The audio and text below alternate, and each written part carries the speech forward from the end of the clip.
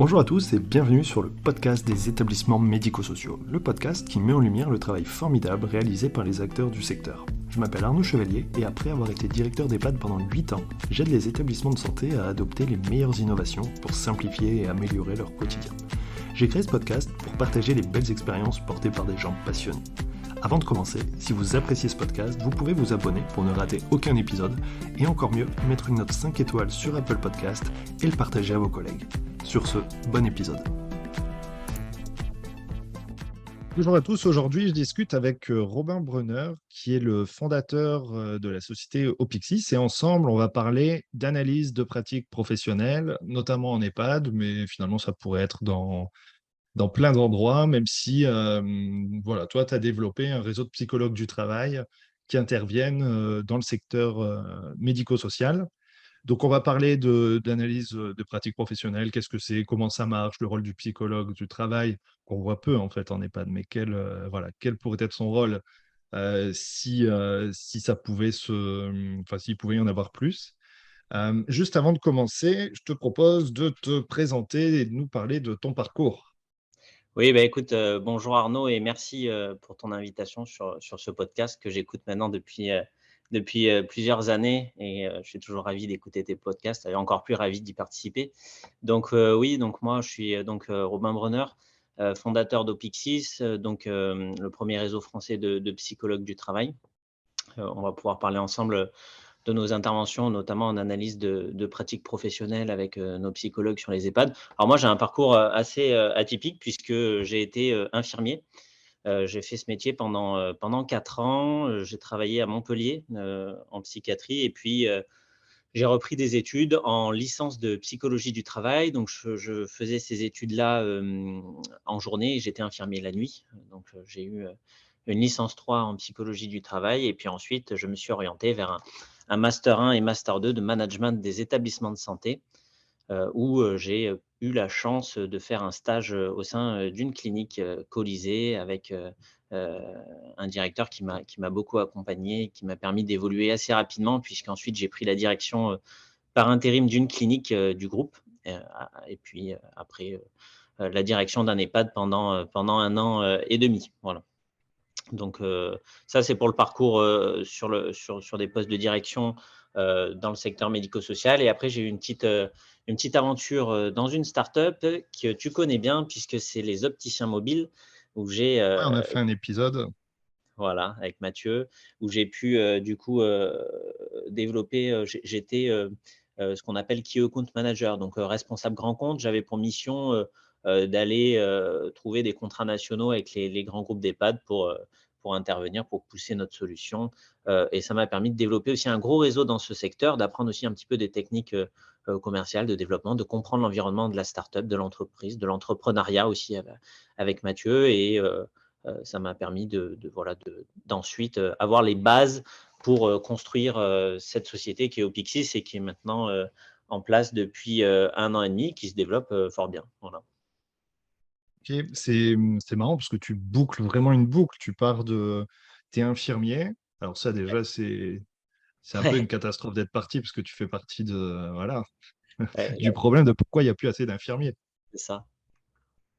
Mais bon, t'en veux pas. Et tu pars, je savais pas du coup, ouais, licence psychologue du travail, ensuite master management, tu vas dans les établissements et tu boucles la boucle en proposant une solution bah voilà, de mise en relation et d'intervention des psychologues du travail euh, en établissement. C'est intéressant. Alors, j'ai envie de rentrer tout de suite dans le sujet, mais j'ai quand même une question avant. Dis-moi. Pourquoi tu n'es plus directeur? Alors, moi, mon poste de directeur, ça a été mon année professionnelle la plus enrichissante. Je pense que potentiellement, ça restera la plus enrichissante pour l'instant, même après avoir fondé Opixis, c'est passionnant, hein, ce que j'ai fait, mais ça a été l'année la plus enrichissante, mais aussi la plus prenante. Dans le sens où, bah, je devais restructurer un établissement au fin fond de l'est de la France. C'était un peu compliqué, il y avait de grosses difficultés et ça a été, je dirais, si je pouvais faire une métaphore, j'étais dans une essoreuse, quoi. J'avais aussi, j'étais jeune, hein, j'avais 24 ans. Donc, Ça, plus, le fait, voilà, d'avoir, je dirais, un quotidien, hyper prenant et puis tu lâches jamais, en fait. Je crois que c'est surtout ça, le fait de jamais lâcher, voilà, de réfléchir que travail, de manger que travail, de la nuit être réveillé par des appels du boulot, le week-end, se déplacer en astreinte et cetera. Je ne me voyais pas le faire plus longtemps. Après, c'était passionnant, c'est un métier passionnant, je trouve. Encore plus quand on a été soignant, puisqu'on passe de l'autre côté de la barrière d'une certaine manière, où on va avoir du pouvoir d'action sur des choses qu'on peut-être on dénonçait quand on était soignant, ou du moins qui nous posaient question quand on était soignant. Et puis aussi je dirais une légitimité managériale avec des soignants, puisque ça m'est arrivé, moi, d'aller voir des aides-soignantes, qui étaient en difficulté dans leur travail, les accompagner sur une toilette, par exemple, voilà, elles savaient que je maîtrisais le sujet, que je savais ce qu'était une personne âgée et que j'avais des valeurs, soignantes, au cœur de moi, quoi. Donc voilà, je pense que j'en ferai plus ce métier s'il y a une question, sous-jacente, mais c'était passionnant mais trop prenant pour moi. Voilà. Ok. Et tu ressens pas une forme de… Tu dis, tu y retourneras plus après, on ne sait pas de quoi l'avenir est fait, mais tu sens Ouais. pas ou tu as pu retrouver quelque chose d'une forme un peu de manque, en fait, de cette essoreuse? Hem Je dirais que ce qui me manque le plus, c'est plutôt, la dynamique, collective qui aujourd'hui, pour le coup, je retrouve un peu moins dans Opixis puisque, au siège, bah, on va être, 3-4 et après on a, notre centaine de psychologues partout sur le territoire. Mais il va moins y avoir cette dynamique, collective que tu as quand tu as un CODIR, quand tu crées, des projets, quand tu mets en œuvre des projets, quand tu par exemple, je sais que moi sur mon établissement, on avait, mis en place tout un tas de projets en un an. Je me rappelle qu'on avait mis un boulodrome, qu'on avait fait, un potager, qu'on avait fait une salle de ciné et en fait, tu as le pouvoir dans des actions que tu peux voir, naître et que tu peux voir être mis en place et puis, les conséquences que ça peut avoir positivement sur les résidents, sur les familles et ça aujourd'hui, je pense que ça va être un peu la chose qui me manque, mais de là à retourner dans cette essoreuse, j'en suis pas sûr parce qu'aujourd'hui, bah, je mène ma barque comme je l'entends, même si j'ai beaucoup de boulot, beaucoup de responsabilités et qu'aussi je lâche pas sur certains points. Mais si tu veux, j'ai pas la vie de personne entre les mains, je suis pas appelé la nuit, je vais pas avoir tout le côté, négatif qu'on peut avoir sur un boulot de directeur d'EHPAD, mais qui est passionnant au demeurant, hein. Ouais. Non, mais c'est un vrai Ouais, sujet compliqué, hein.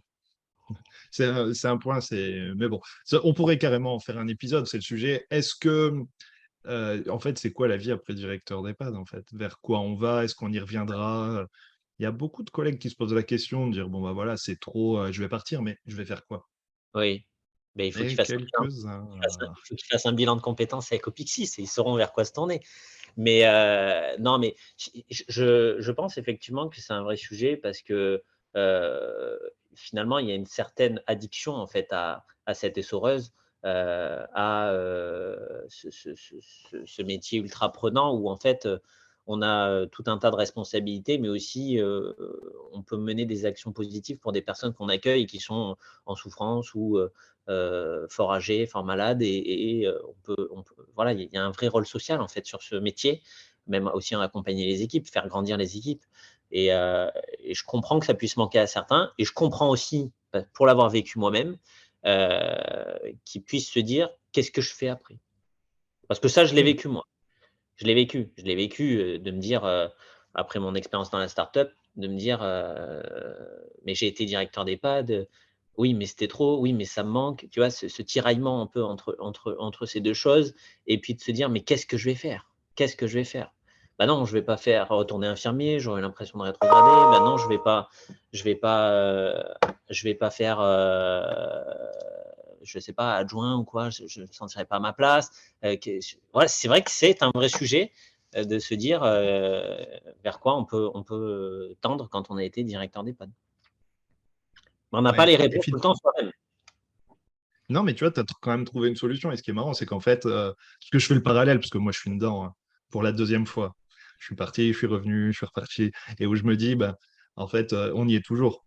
Tu vois, mine de rien. Oui, Tu gardes un peu dedans. Hein. j'y suis toujours. C'est vrai qu'aujourd'hui, j'y suis un petit peu toujours. Je avec les analyses de pratiques professionnelles qu'on met en place dans les établissements, parce que j'ai un lien avec les directeurs, j'ai un lien avec les directeurs régionaux, j'ai un lien avec les sièges, en fait, des groupes. Donc, finalement, oui, d'une certaine manière, j'y ai encore mon pied un petit peu, dans ces EHPAD d'une certaine manière, effectivement, mais sans avoir l'essoreuse, finalement. C'est ça. Alors, au Pixis, donc tu dis ça fait 1 an et demi. Donc c'est quand Oui. même récent et quand je vois ton site et tout, vous avez fait plein de trucs. Euh, Qu'est-ce que c'est? D'où ça vient? Vous faites quoi et pourquoi? Alors, au Pixis, en fait, comment c'est né au Pixis? Moi, je trouve toujours intéressant de raconter, alors c'est peut-être un peu personnel, mais je trouve toujours intéressant de raconter comment est né au Pixis. Au Pixis, c'est né, d'un bilan de compétences que j'ai fait moi-même avec une psychologue du travail parce que j'étais un peu perdu dans ma vie professionnelle. Je savais plus trop quoi faire, comme, peut-être, tu vois, on en parlait, certains directeurs Hmm. qui, voilà, sont essorés mais savent plus quoi faire. Et donc j'ai fait un bilan de compétences avec une psychologue qui m'a orienté vers, créer ma boîte de coaching. À la base, ça devait être ça. Et puis, je commençais à accompagner quelques directeurs, ça se passait bien, mais je sais pas, il me manquait quelque chose. Et puis un jour, je me suis dit: «Mais il faut que tu fasses du bilan de compétences, redonner du sens au travail des personnes qui sont perdues, c'est important, je trouve ça intéressant» et cetera. Donc j'ai commencé à accompagner des gens en bilan de compétences et puis rapidement, je me suis dit: «Mais là, tu es un imposteur, c'est pas ton métier, en fait. Heu, Toi, tu sais manager une boîte, tu sais créer une boîte, tu sais faire tout un tas de choses autour d'une boîte, mais accompagner une personne en bilan de compétences, c'est pas ton métier». Donc, j'ai contacté la psychologue qui m'avait fait mon bilan de compétences et je lui ai dit, bah, «Isabelle, est-ce que ça t'intéresse de rejoindre?» Je crée une entreprise, je crée tous les à côté que vous, psychologue du travail, vous n'avez pas l'expertise de faire ou vous n'avez pas envie de faire, et toi, tu vas te concentrer sur les bilans de compétences, les accompagnements et moi, je vais trouver des bilans de compétences et cetera. Elle m'a dit: «OK» et Opixis, c'est né de là. C'est né de ce modèle de partenariat avec Isabelle que j'ai dupliqué partout en France. Et c'est comme ça que petit à petit, on a créé des agences Opixis un peu partout en France avec des psychologues du travail pour réaliser du bilan de compétences. Donc le bilan de compétences, c'est assez simple, hein, c'est entre 2 et 4 mois, de suivi avec un psychologue pour redéfinir son projet professionnel, c'est pris en charge par le CPF et puis, ça permet, voilà, des personnes qui ont fait des burn-out ou des personnes qui s'interrogent sur leur situation, voilà, de faire un point complet avec un expert d'accompagnement qui est le psychologue du travail. C'est là notre différenciation avec les grands autres réseaux de bilan de compétences, pour redéfinir son projet professionnel. Et de là, c'est créé un socle de psychologues du travail. Je commence à avoir 20, puis 30, puis 40 psychologues. Et je me suis dit, mais on ne va pas faire que ça, il faut qu'on fasse d'autres choses. Et est arrivée l'opportunité d'intervenir en entreprise et notamment en EHPAD sous la forme d'analyse de pratiques professionnelles. C'est une expertise des psychologues. Ça collait au fait que moi, je maîtrise le secteur médico-social et que j'ai des contacts dans ce réseau-là. Donc, je me suis dit, banco, on y va. Donc, on a décidé de lancer, c'est à ce moment-là qu'on décide de lancer, il y a à peu près 1 an, des analyses de pratiques professionnelles dans les établissements médico-sociaux. Ok. Je reviens juste sur le bilan de compétences. Donc, vous êtes expert médico-social. Vous accompagnez, en gros, c'est pour quel métier? Qui est-ce qui te sollicite? Est-ce que c'est les directeurs, les directions, les cadres ou est-ce que c'est les AS, les IDE? Non, non, en fait, nous, on accompagne en bilan de compétences, toute personne, peu importe le secteur. En fait, le médico-social, c'est vraiment pour nos analyses de pratiques professionnelles. D'accord. En bilan de compétences, bah, on accompagne, des banquiers qui veulent changer de métier, on accompagne des infirmiers, ça arrive, des infirmières, de plus en plus, Ouais. qui veulent Ouais, changer de non, mais métier, je vois ça. voilà. C'est un truc de fou, Après même. oui, oui, c'est impressionnant, on en a de plus en plus. En plus, il y a un dispositif de financement pour les infirmières, donc c'est intéressant. Ensuite, bah, on va accompagner, des ouvriers, des cadres, enfin voilà, on accompagne de tout public en fait, avec une moyenne d'âge aujourd'hui autour de 37 ans à peu près, avec 60 70 de bénéficiaires femmes. Voilà à peu près, les personnes qu'on accompagne et partout en France, en fait. On a même 2 agences à La Réunion, qui était une des premières agences, on accompagne des gens partout parce qu'on se rend compte que les gens ont envie de faire un point sur leurs compétences, éventuellement de changer de métier. Et pour le coup, ils ont envie de le faire avec un expert. Et aujourd'hui, quel est l'expert le mieux placé pour faire du bilan de compétences? C'est un psychologue qui a fait 5 années d'études face à des coachs consultants qui ont fait 2 semaines de formation, en gros, pour résumer. Voilà. Ok, donc bilan de compétences, c'est vraiment tout le monde. Ouais, Tu vois, c'est une question, alors encore un sujet très large, hein, mais en EHPAD, une des problématiques, moins les infirmiers, parce que maintenant ils ont l'embarras du choix, ils font, voilà, mais par exemple l'aide-soignant. L'aide-soignant qui en a marre, juste qui en a marre, qui est cassé aussi ouais, physiquement, mais là, juste qui en a marre. Souvent, ils ont du mal à partir faire autre chose. Est-ce que oui, juste vous, est-ce que tu vois, est-ce qu'ils vous sollicitent, est-ce que... on en a, ouais. On en a accompagné des aides-soignantes.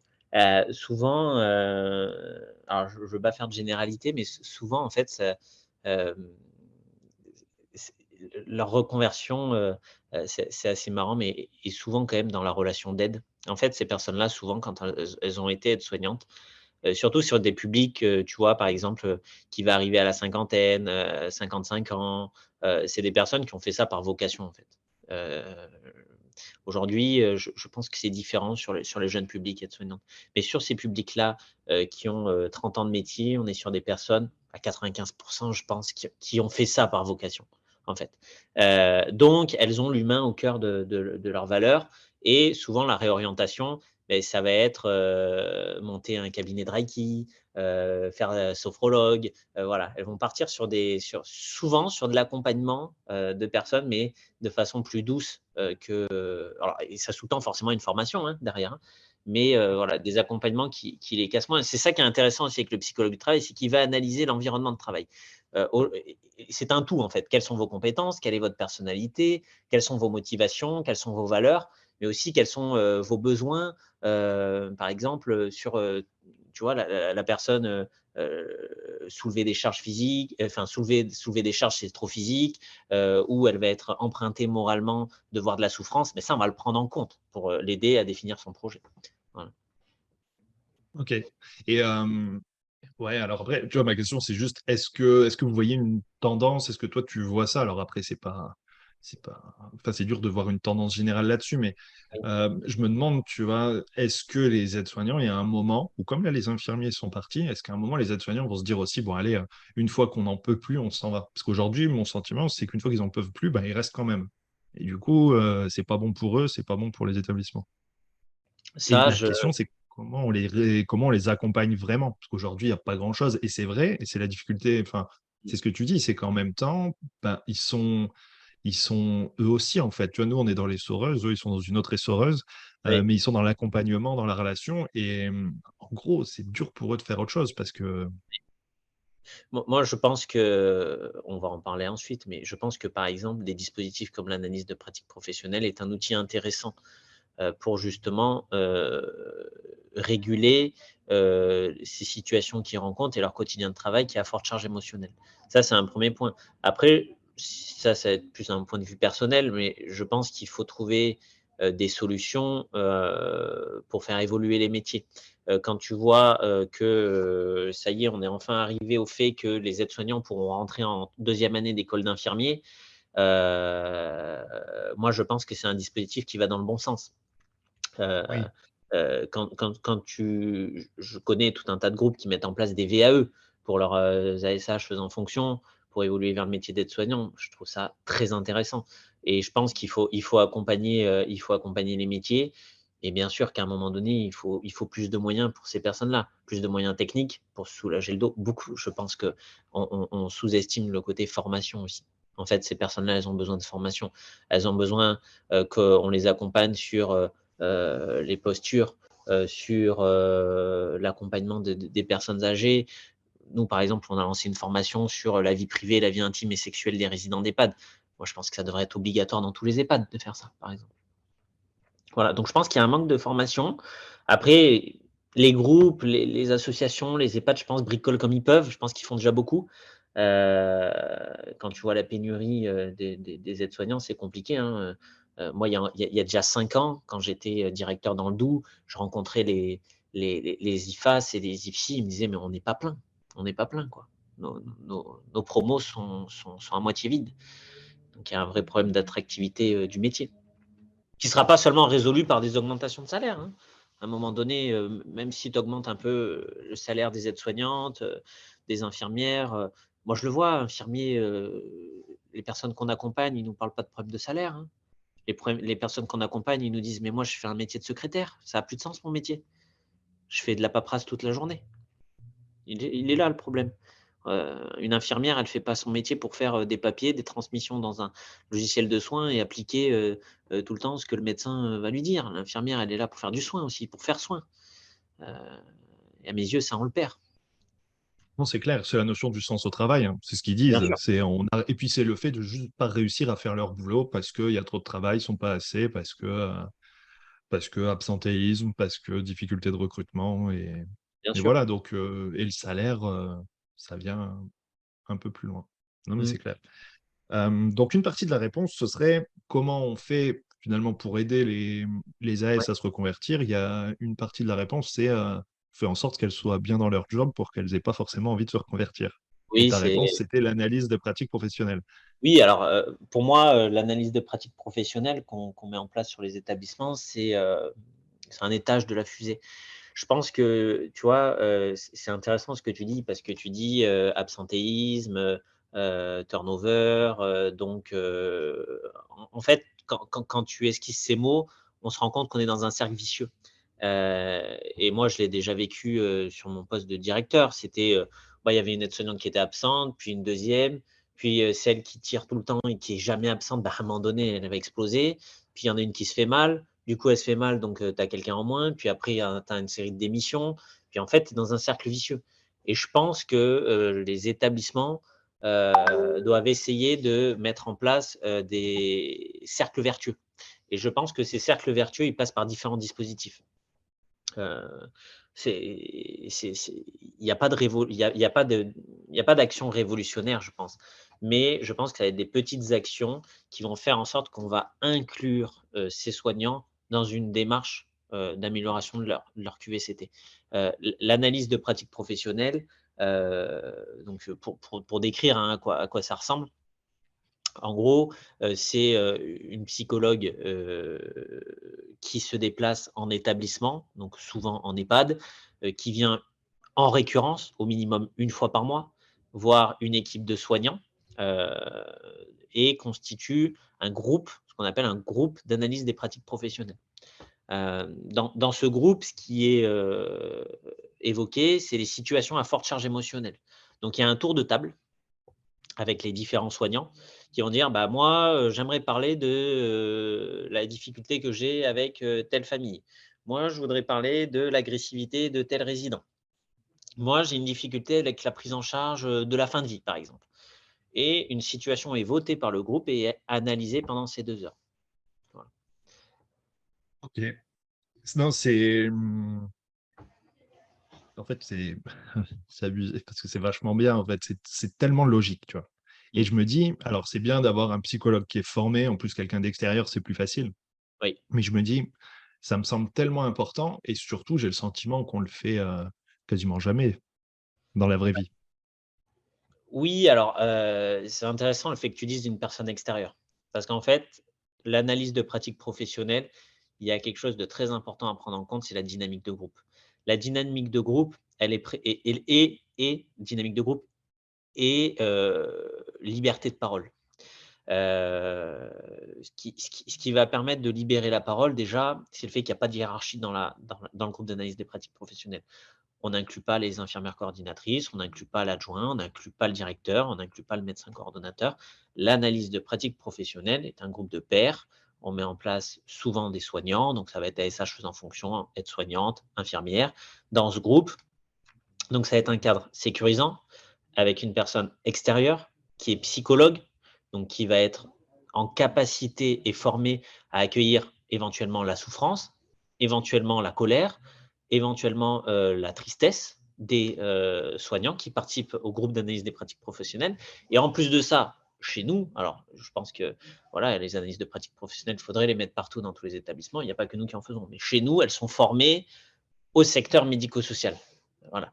Donc, ce qui est un plus, parce qu'il n'y a pas tous les psychologues qui sont formés au secteur médico-social. Nous, elles sont formées au secteur médico-social. Qu'est-ce qu'un EHPAD? Comment ça fonctionne?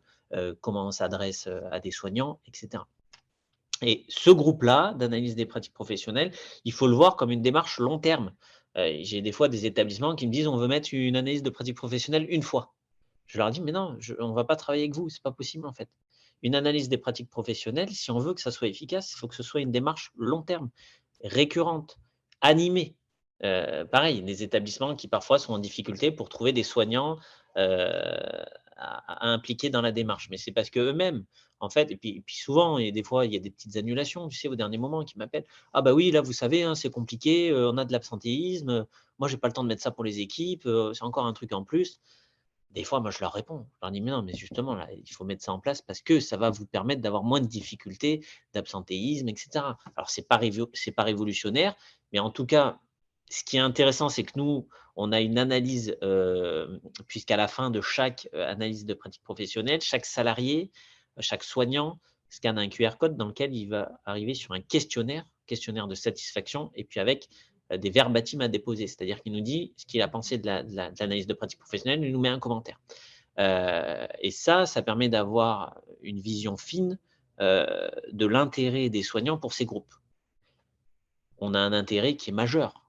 Les soignants qui sont accompagnés par par nos psychologues en analyse de pratique professionnelle, dans les verbatims, je n'ai jamais eu un verbatim négatif. Les verbatims, c'est: «Quand est-ce que ça recommence? J'aimerais l'avoir 2 fois par mois. Ça m'a fait du bien. La psychologue m'a compris. La psychologue m'a écouté», et cetera. Et rien que ça, moi, c'est ça qui me donne envie de me lever le matin pour Opixis, quand je vois ça, quand je vois que, ça apporte des choses positives aux soignants. Mais c'est qu'un petit étage de la fusée. Ouais. Quand tu dis étage de la pièce, ça veut dire quoi? Ça veut dire que c'est oui, c'est un élément de réponse à toutes les problématiques. C'est pas ça qui va révolutionner les choses, mais oui, c'est comment tu C'est soutiens ça, au moins un minima. Enfin, c'est ça. Moi, je pense que ça fait partie, des dispositifs qui sont, heu, très intéressants à mettre en œuvre sur un établissement pour améliorer la qualité de vie et les conditions de travail des soignants. Ce que je dis, c'est que ça va pas, c'est tu vois, on peut pas mettre ça en place et puis, derrière bâcler tout le reste, parce que, l'analyse de pratique ne viendra pas compenser tout le reste. Je pense que ça s'inscrit dans une démarche globale, d'amélioration de la qualité de vie au travail et des conditions de travail des soignants. Voilà. ouais, non, mais c'est clair. Tu vois, souvent, les problématiques QVT, en gros, mais même toutes les problématiques d'un EHPAD, hein, ça tourne toujours un peu autour du même sujet. C'est souvent une problématique au niveau de l'équipe et où tu as ton équipe qui te dit: «Ouais, mais de toute façon, le problème, c'est la cohésion, c'est la communication et voilà». Et en fait, presque toutes les problématiques découlent de ça. Oui, Moi, souvent, l'élément de réponse, c'est de dire: «Bah, OK, je comprends, sauf que l'ambiance au travail et la communication, ça dépend surtout de vous. oui, Moi, je peux vous aider, dites-moi ce que je peux faire, mais en même temps, concrètement, je peux pas avoir un impact réellement direct, tu vois, oui, sur la manière dont les gens se parlent, s'entendent et voilà». Et puis, en même temps, quand tu regardes, dans le fonctionnement d'un établissement, alors un EHPAD, mais c'est, à l'hôpital, je pense que c'est exactement la même chose. Le truc, c'est qu'il y a beaucoup de choses à faire, beaucoup d'accompagnement, beaucoup de soins à réaliser et à partir de là, les temps collectifs d'échange, ils existent plus.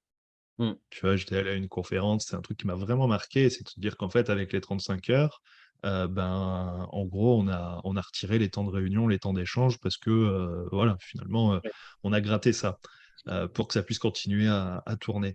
Sauf que du coup, il y a moins de cohésion et il y a plus, ouais, ce temps de débriefing qu'on peut avoir, à la fois avec le manager en équipe et ces temps pour se parler. Alors, on a encore les projets de vie, mais franchement, la plupart du temps, on les fait comme on peut assez rapidement et voilà, et il n'y a pas ce temps d'échange où les gens peuvent aussi vider leur sac, être entendus et puis où on peut travailler sur un sujet précis, quoi.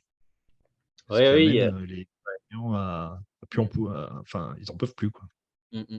Mais nous, on a la problématique, hein, certains établissements qui nous disent: «Ah, j'ai du mal à trouver du temps pour l'analyse de pratique», voilà, donc et je pense que aussi ce qui est important, c'est que, Et ça, nous, on essaie d'y travailler, c'est que les infirmières coordinatrices, les directeurs comprennent ce qu'est une analyse de pratique professionnelle, ce qu'on va y faire, et soient aussi rassurés. Et ça, c'est un point important, c'est que nos analyses de pratique professionnelle ne sont pas là pour être un CSE bis.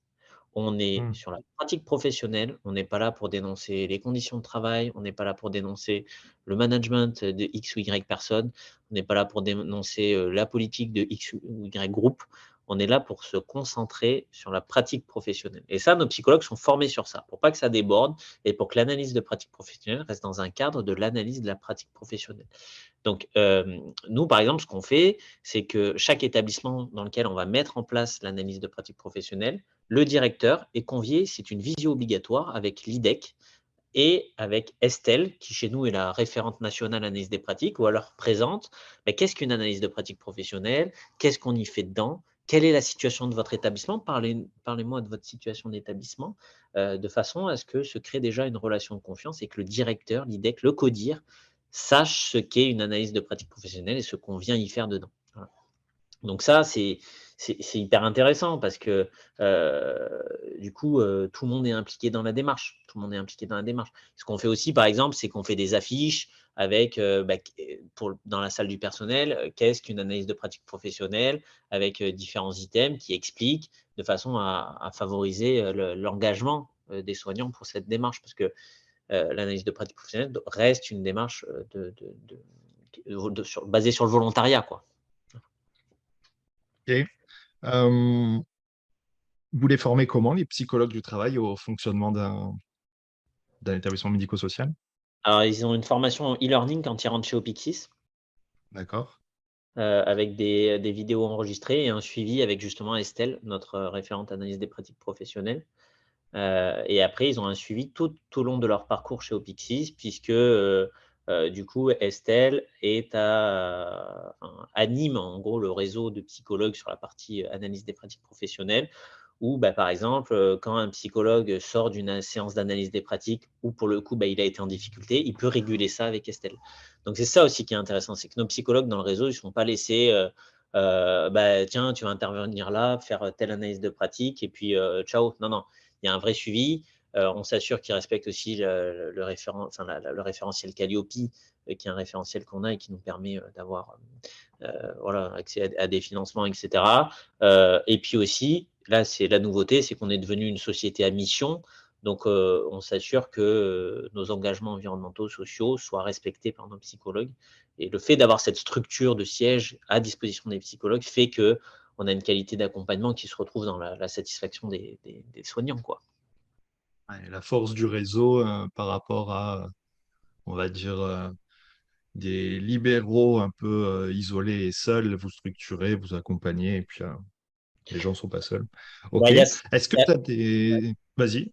ouais, et Oui, c'est vrai qu'il y a cet élément-là. Après, heu, pour les groupes, les associations, qui, ont beaucoup d'établissements, il y a aussi 2 avantages qui sont hyper intéressants. C'est que, déjà, on a un maillage national et aujourd'hui, on arrive bien à intégrer des nouveaux psychologues dans le réseau, à les former, à onboarder. On recrute vite. Aujourd'hui, on est à 100 psychologues. Si je veux, l'année prochaine, on est à 300. Voilà. Il suffit juste d'avoir des opportunités, de développement dans d'autres groupes pour faire croître le réseau. Et après, ce qui est intéressant pour les groupes, c'est aussi, et ça, notamment dans ces groupes qui ont tendance maintenant à évoluer vers un modèle de société à mission, ils ont besoin d'avoir des KPI. Ils ont besoin de savoir qu'est-ce que, pour animer leur mission, qu'est-ce qu'ils mettent en œuvre sur les établissements. L'analyse de pratique professionnelle rentre totalement dans ce cadre-là. Et moi, je suis capable de leur donner, c'est ce que je fais avec le groupe Colisée, avec lequel on a signé un contrat national. Ce que je fais, c'est que tous les trimestres, chaque directeur régional reçoit un compte rendu de là où on en est, dans quel établissement, combien de personnes on a vu, quelles sont les problématiques abordées. Euh, et voilà, c'est des KPI hyper intéressants pour ces groupes-là. c'est clair. C'est clair. Euh, Dernière question, par rapport aux expériences, au retour d'expérience que vous pouvez avoir, est-ce que vous avez vu des situations évoluer rapidement ou est-ce que tu as un peu les anecdotes, voilà, les belles choses qui ont pu se passer? J'ai pas forcément d'anecdotes croustillantes ou quoi, mais Dommage. ouais, non, mais après, pour rentrer un peu plus dans le concret, je me suis noté en fait, j'ai fait une, un sondage un petit peu auprès du réseau pour savoir quelles étaient les situations les plus rencontrées. Et en fait, Oui, depuis le début de l'année, on a noté 7 situations. C'est l'agressivité des résidents, le dilemme de la distance soignante, moi je trouve ça très intéressant. Le lien avec les familles et leur agressivité, notamment par manque d'informations médicales transmises à la famille, la proportion de résidents lourds, la gestion de la fin de vie, la gestion de la dépression des résidents et parfois aussi le racisme des résidents envers les soignants. Donc je trouve qu'il y a des, il oui, y a des, il y a des, il y a des sujets très intéressants et c'est vrai que bah, les psychologues permettent déjà aussi de poser des mots en fait sur ces sujets et d'essayer de trouver du sens à ce que ressent. En fait, l'analyse de pratique professionnelle, c'est beaucoup aussi réguler les situations à forte charge émotionnelle. On travaille beaucoup autour de l'émotion et le psychologue, c'est vraiment l'expert le plus à même de pouvoir accompagner sur ça. Parce que ces situations-là que je t'ai citées, bah oui, ça entraîne des émotions chez les soignants. Et ça, il faut pouvoir y apporter une réponse. Il faut pouvoir le réfléchir et y donner du sens. Pourquoi j'ai réagi comme ça? Qu'est-ce que ça me renvoie?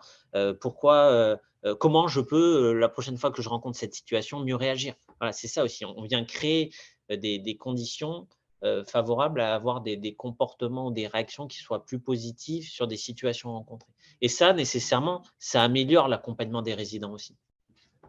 Voilà. oui, c'est certain, parce que tu as un soignant qui est mieux dans ses baskets. La question du racisme envers les soignants, c'est un sujet super compliqué, parce que de Oui, base, le racisme, bah, hors de question. Tu vois, tu sanctionnes le résident, en fait. Sauf que si tu as des troubles cognitifs, oui, et c'est là où on est coincé, tu te dis, oui, mais alors, qu'est-ce qu'il exprime? Est-ce que c'est lui? Sauf que bah, malgré tout, c'est un manque de respect intolérable, ça marche pas. Et moi, j'avais été confronté à ça et c'est super compliqué. Et surtout quand tu vois qu'en fait, le soignant, il est résigné quoi là-dessus.